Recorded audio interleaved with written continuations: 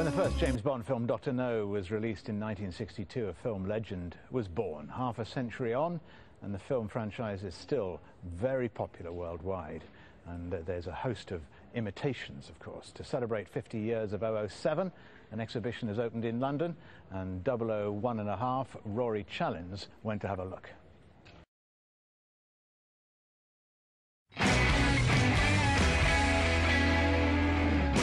There are your run-of-the-mill movie secret agents, and then of course there's Bond.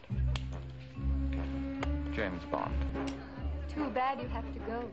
Year after year, film after film, he endures. Wooing the women, killing the baddies, and evading certain death in a distinctly British style. It's the style of James Bond that's the focus of a new exhibition at the Barbican Cultural Centre in London.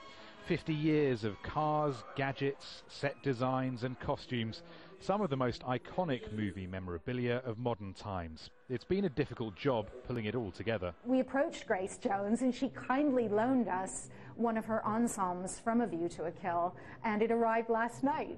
I mean, we were always sort of, sitting on the edge of the seat. Would the ski suit that Rick Sylvester wore in the opening sequence of The Spy Who Loved Me, would it arrive?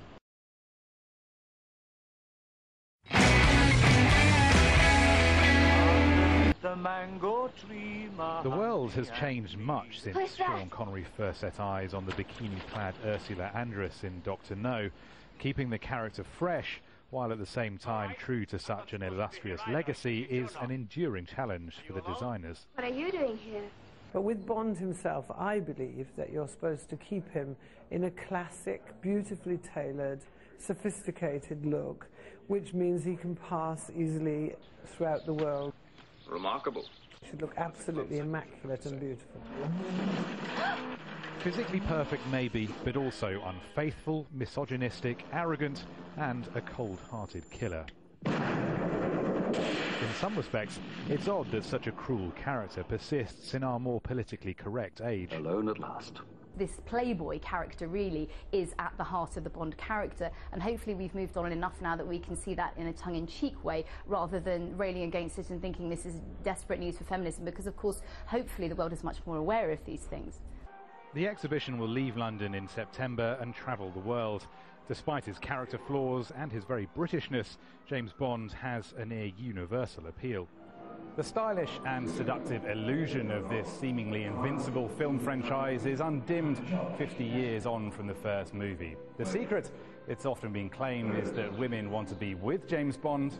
Men, well, we just want to be him. Challens, Rory Challens, Al Jazeera in London.